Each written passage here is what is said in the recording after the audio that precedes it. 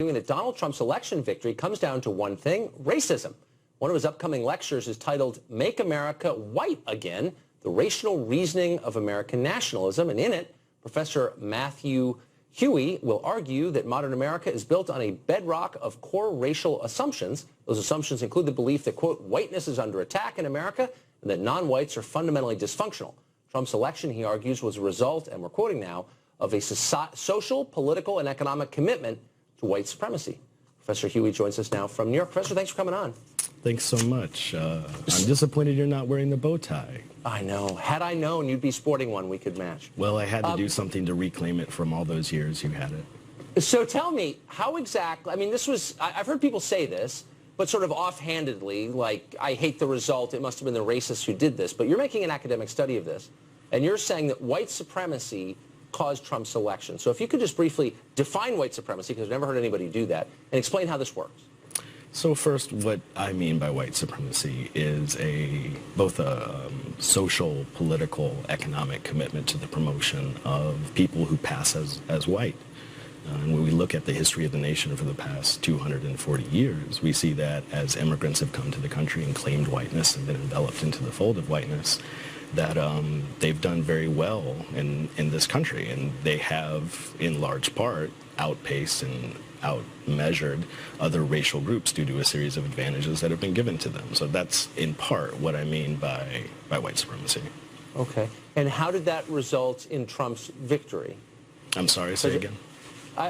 How did white supremacy cause Trump to win? Because with respect, I don't think the numbers suggest that's true, but I'd like to hear your version.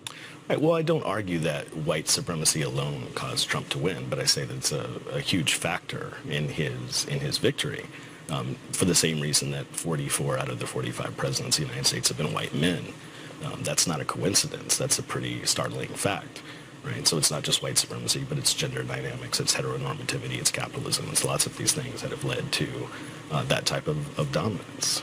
Is it a little strange? Okay, I think I'm familiar with your argument then. I just want to make sure I was. Mitt Romney got more white support than Donald Trump got. Is he a white supremacist? That doesn't really fit into your theory, does it?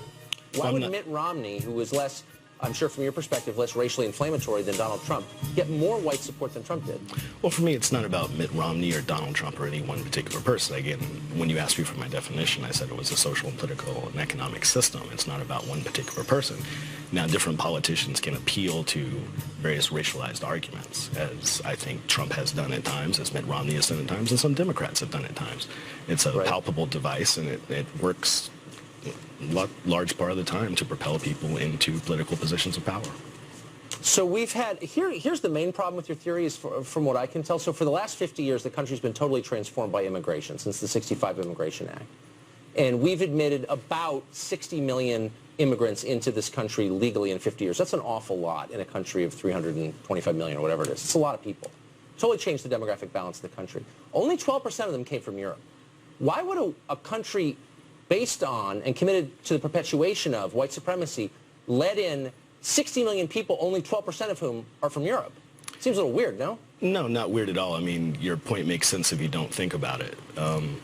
What instead is happening today is the same as forced immigration from slavery. We brought in lots of slaves to the United States that outpaced a lot of European immigrants under white supremacy. I mean, the demographics, the majority-minority demographics you're referencing don't have anything to do with power dynamics, and that's what I'm discussing. No, but I get, right. If you're discussing power dynamics, I mean, I guess the obvious difference between slavery and our current immigration regimen is this is voluntary, that wasn't. We have non-white peoples clamoring to get in to America. If you were to say everyone who is a passport holder on the continent of Africa can come here, what percentage do you think would?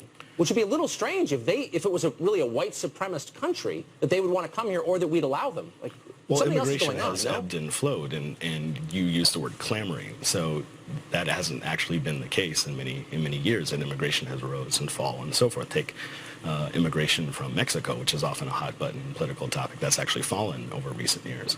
So no, actually, to say that people are clamoring to come in is just not true, and it's just empirically not verifiable.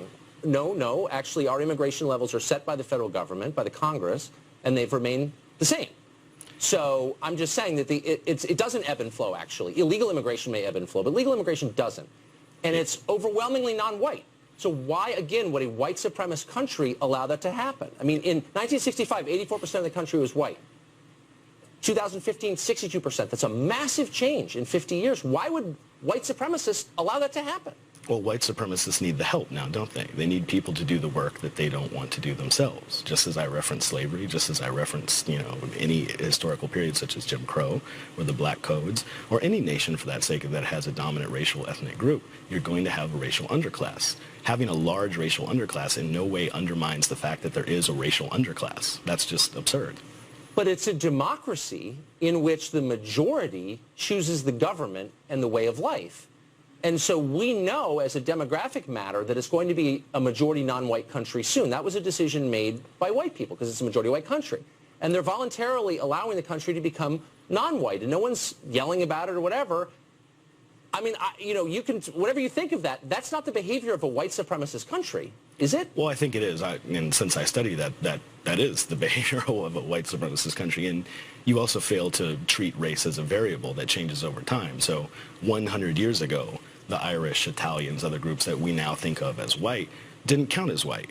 And it would be absurd to think that what we mean and how we think about whiteness today will remain the same 100 years from now. I think actually you're factually wrong on that, on the Irish question. Not. I mean, we don't have time to debate that. I think you are. But whatever. But the point is... You can read books on it. I've written quite a few. Okay. Look, we're admitting... You're still not answering the question. We're admitting millions of people from Africa and Latin America. As we are from Europe. If this were a white supremacist... No, we're relatively few from Europe, actually.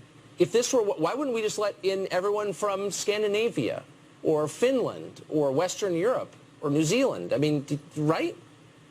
So I've answered this question 3 times. So the point is people are pushed in or pulled into different nations for economic reasons, political reasons, what have you. And the United States trades on using immigrants to do labor that the dominant class often doesn't want to do. And that's no different than a lot of westernized nations who operate on a white supremacist value. Okay, but some of them become, I know, boy, you don't get challenged much, I guess, in college, but a lot of them become rich, or some percentage of them do. But you're not bringing facts here. I understand this is Fox, but, I mean, you got to bring some truth to the table here. Come on. Funny. It's funny, I guess when you work, do you have tenure, by the way? I do. So, like, nothing you say, no matter how silly, can ever get you fired? Is that true? Well, there are plenty of things that could get me fired, but I'm good at my job. Okay. Well, I guess we just disagree. But I appreciate your coming on to explain your position. Thanks a lot.